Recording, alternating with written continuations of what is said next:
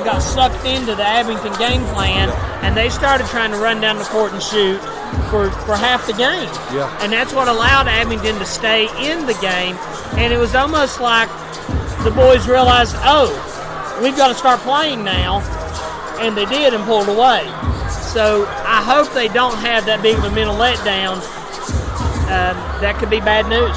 That's the fourth key that we were going to talk about, is what is going to be the Blue Devils' mindset. You know, they had that big emotional win against Union, where, again, we had Compton and Vermillion stepped up in double-digit scoring. Of course, then they looked like they didn't even want to be in Cleveland, Tennessee on Saturday night, got blown out almost by 30 points. Now they're playing an Abingdon team here about a week later, that they beat earlier in the season.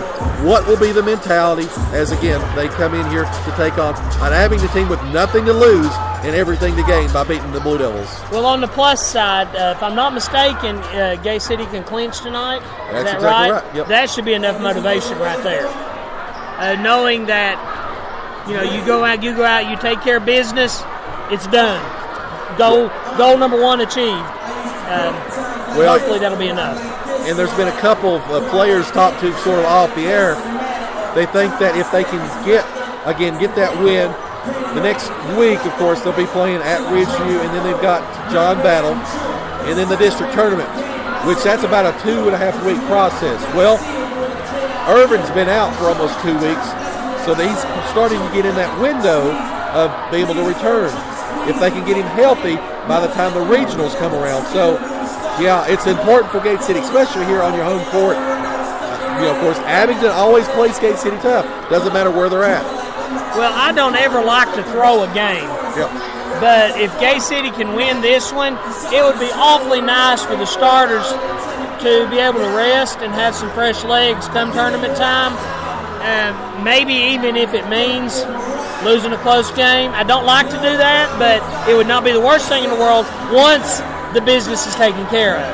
Certainly not tonight. But first things first, again, playing here at home, let's see if they take care of business. So as we go through, talk about who scored last time for each team, again, for Gate City and for Abingdon. Well, last time I think Abingdon, as most people were doing, tried to shut down Irvin, which opened the door for Dean.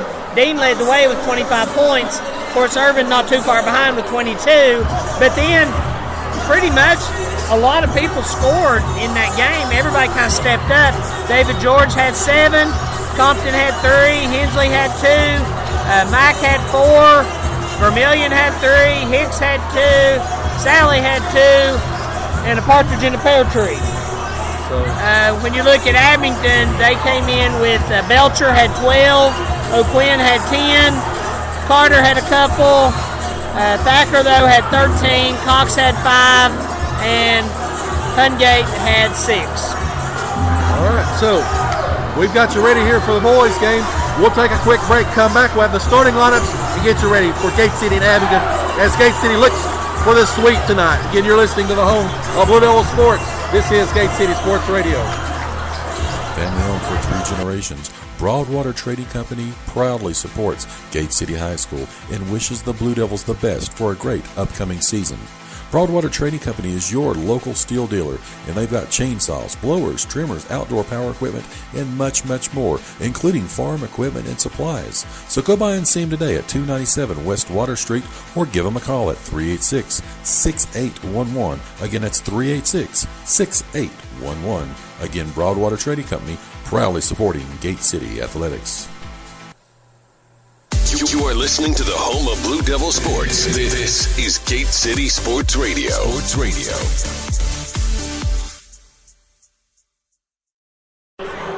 Gate City and Abingdon about to tip off here in just a few moments. We'll have the starting lineups and get you ready for this matchup again. Abingdon comes in 9-11 overall, 4-6 in conference. So the starting lineup for Abingdon: number 2, Jake Thacker. He'll be starting with, along in the backcourt, Zarin Belcher, number 3. Number 10 will be Chris Hungate. Again, Trent Cox will be number 11 into the ball game. And number 24, Martin Lucas. As there was one change there, Hungate was number 30. Now he's number 10 on the revised schedule, or revised roster, excuse me. So if you're following along in your program at home, you might want to make that notation. So, the lights go down. Again, they're going to now announce the defending 2A state champions. Again, 4-time conference champions going for number 5 as number 1, Bradley Dean. Right now, their leading active scorer. He averages 24 points a game. John Compton, again, his backcourt mate. He's into the ball game. He started to average his. He's up to 5 points a game. David George, a man in the middle. Look for him tonight. Again, especially against Hungate. Drew Vermillion, 3-point specialist. He always draws a few charges. Let's see what he does again tonight.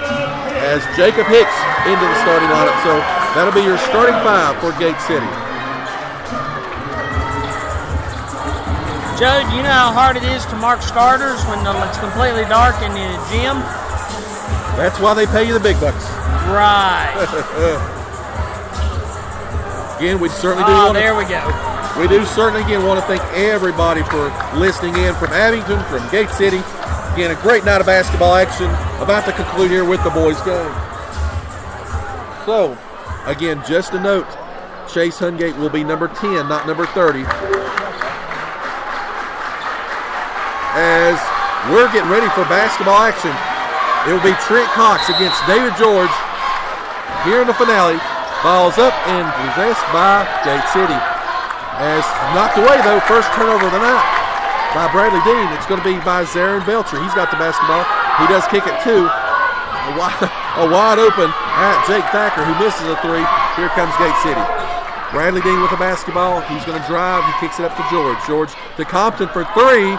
Up and in, no good. Rebounded by George. Going to be a jump ball.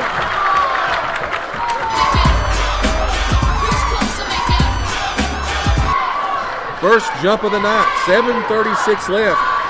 No score as here comes Abingdon and Jake Thacker. He's got the basketball.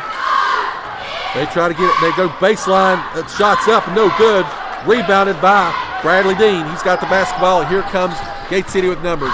Dean pulls up from the free throw line. Shots up, no good. As the ball is going to be rebounded by Jacob Hicks. Hicks about the ball. He kicks it over to Bradley Dean. Bradley Dean's up top to Compton. Gate City now pulls a 3 from Vermillion. No good. Rebounded by Trent Cox. Here comes Abingdon. No score. 1 minute through the first quarter. Joe, was it 3 shots in the game? They've all been 3-pointers. Unfortunately. I think Gate City's going to have to work the ball inside. No cutters right now for Gate City as there's going to be a walk.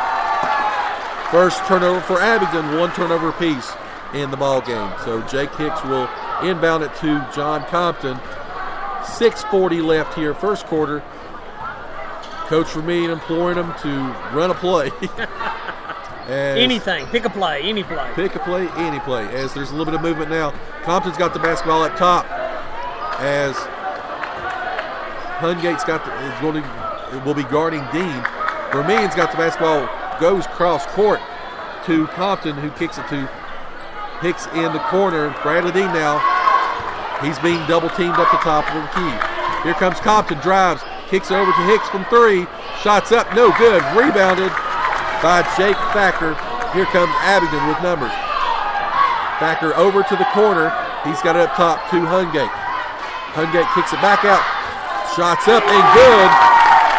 Giving 3 for Jake Thacker. 3-0. Abingdon. 5:45 left first quarter. Here comes Compton. Drives. Kicks over. Nice pass to Hicks. Jacob Hicks scores. It's 3-2. So the first play they run inside, they convert. Imagine. 1 for 1. They are 5:30 left here as going to be taken inside, up and in. Martin Lucas misses a shot though. Here comes Compton. Compton's going to take it all the way up.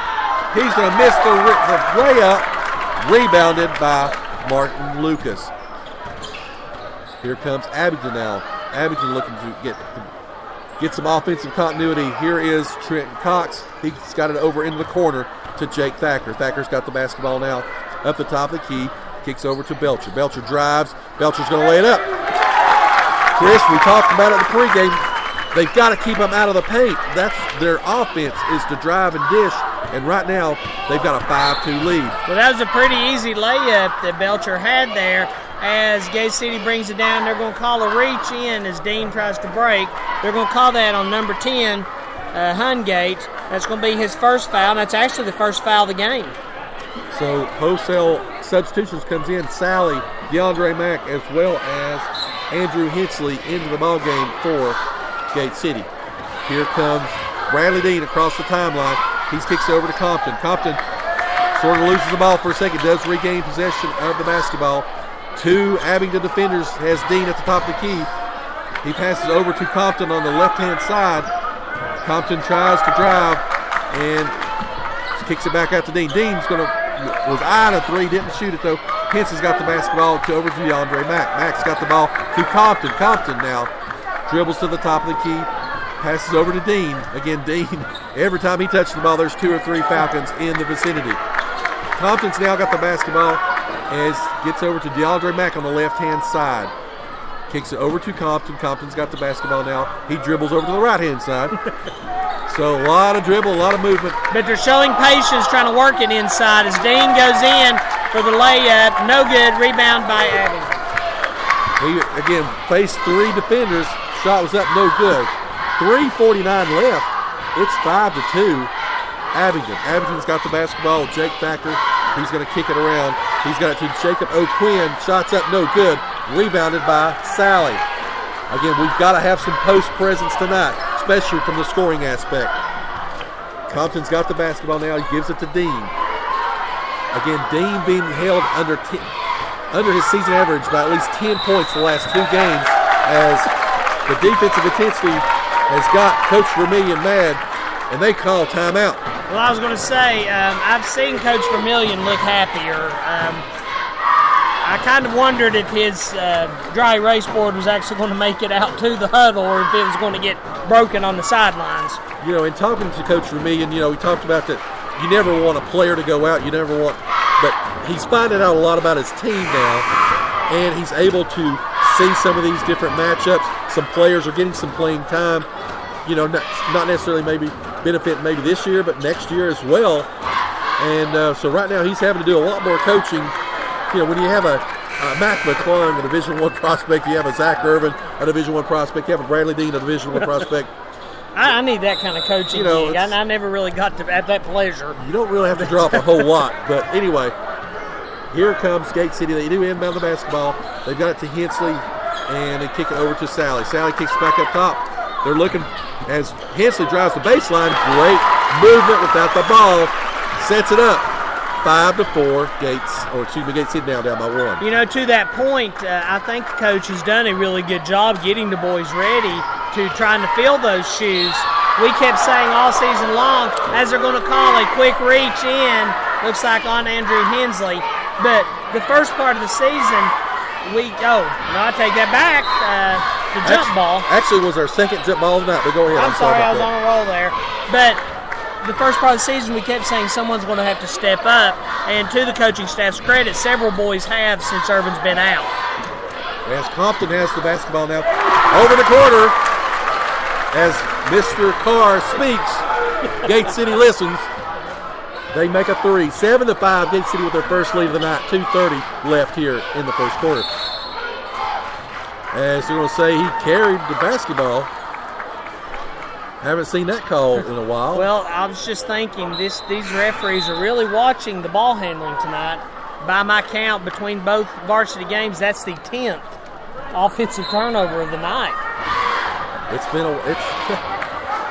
But again, it's been consistent both ways. You do have to say that about it. Yeah, I'm just finding it unusual because they are doing it. Yeah. It's just kind of weird that it's happening tonight for both teams. As you speak, Gate City scores. Dean with another 2. I need to develop my auctioneer talents. It did. It's 9-5. Again, Gate City now in the midst of a 7-0 run. 2 minutes left here in the first quarter. You've got Zarin Belcher, who's got the basketball now. He kicks it over